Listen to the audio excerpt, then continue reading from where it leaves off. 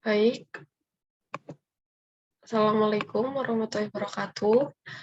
Sebelumnya, perkenalkan nama saya Fitria, NIM 185-287.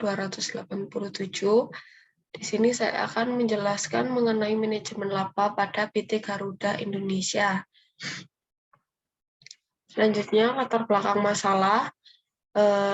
Indonesia sebagai suatu negara yang luas menyebabkan diperlukan pengembang sarana transportasi untuk mendukung aktivitas perekonomian.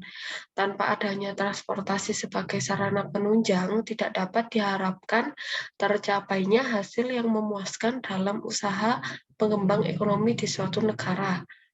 Oleh sebab itu, persaingan begitu ketat pun tidak dapat dihindarkan untuk mempertahankan kinerja serta dapat meningkatkan nilai perusahaan, karena nilai perusahaan itu merupakan persepsi investor terhadap suatu perusahaan yang berkaitan dengan harga saham. Semakin tinggi nilai perusahaan, menggambarkan semakin sejahtera bagi pemiliknya. Nilai perusahaan yang tinggi, nilai akan memiliki dampak positif bagi kemakmuran para pemegang saham, sehingga para pemegang saham menginvestasikan modalnya ke perusahaan tersebut. Nilai perusahaan dinilai melalui kinerja manajemen dan kinerja keuangan perusahaan. Kinerja manajemen dapat diukur dari kondisi internal perusahaan, bagaimana manajer mengelola tata kelola perusahaan secara efektif dan efisien dalam mewujudkan tujuan perusahaan yang telah direncanakan.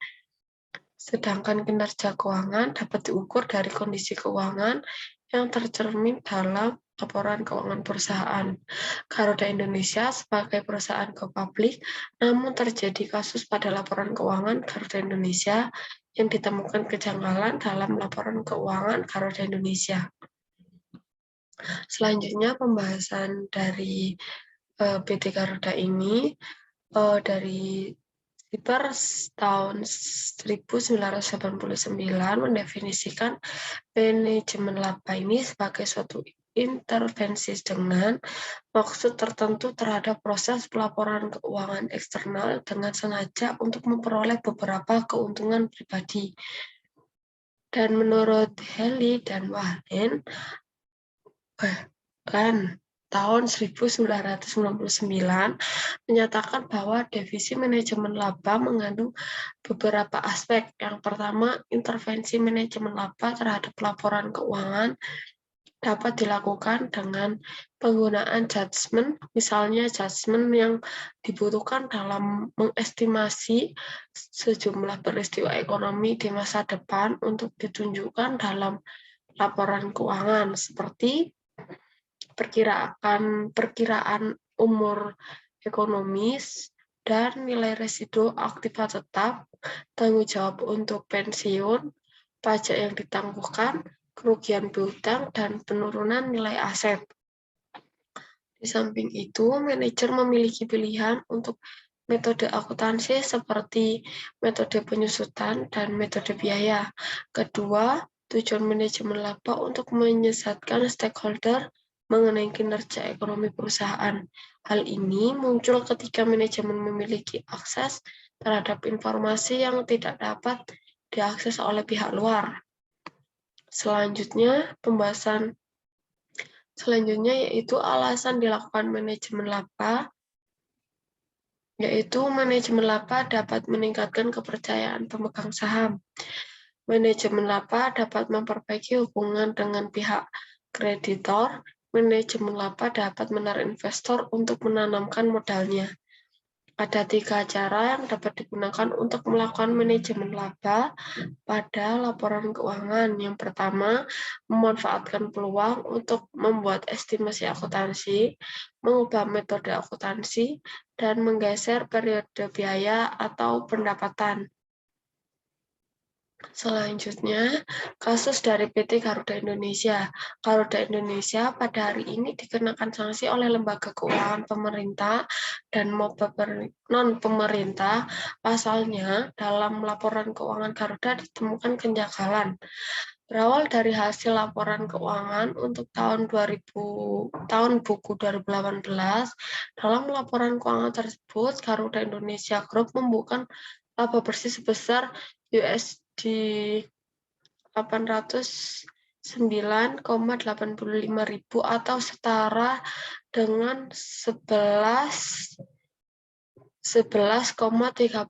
miliar. Asumsi 14.000 per dolar US. Angka ini melonjak tajam dibanding 2017 yang menderita kerugian US dollar 216,5 juta.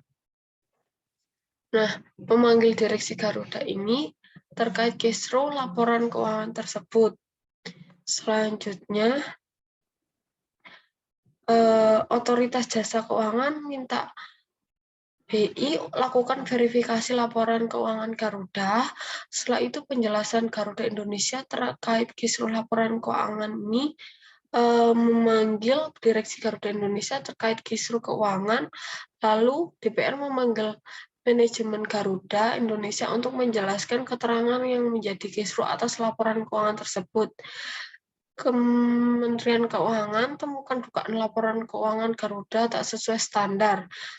Dan Garuda Indonesia kena sanksi dari OJK, Kementerian Keuangan, dan BI, bahwasannya Garuda dikenakan sanksi dari berbagai pihak.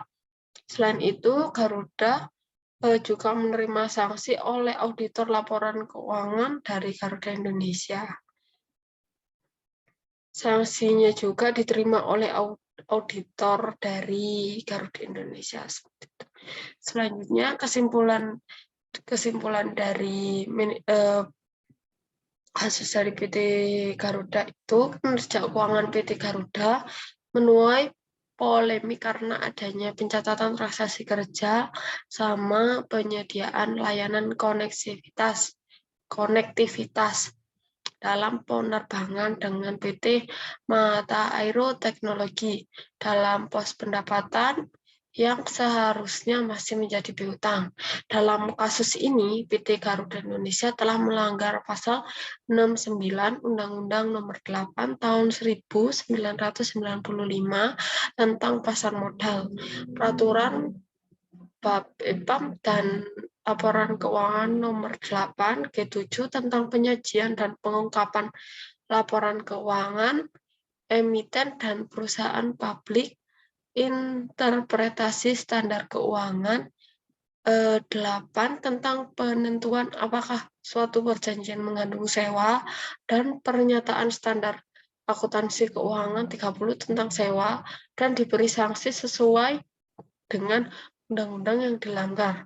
Seharusnya untuk menghindari kerancuan, Garuda Indonesia sebagai perusahaan yang tercatat di pasar modal seharusnya menjelaskan ke publik nature transaksi yang terjadi serta poin-poinnya sudah eksis atau belum, sehingga tidak menimbulkan pertanyaan bagi publik bahwa perusahaan di kuartal 3 tahun 2018 yang masih merugi tiba-tiba mengantongi laba di 3 bulan terakhir, apalagi sudah disahkan dalam RUPS. Mungkin sekian dari manajemen laba dari kasus PT Garuda Indonesia. Kurang lebihnya saya mohon maaf. Assalamualaikum warahmatullahi wabarakatuh.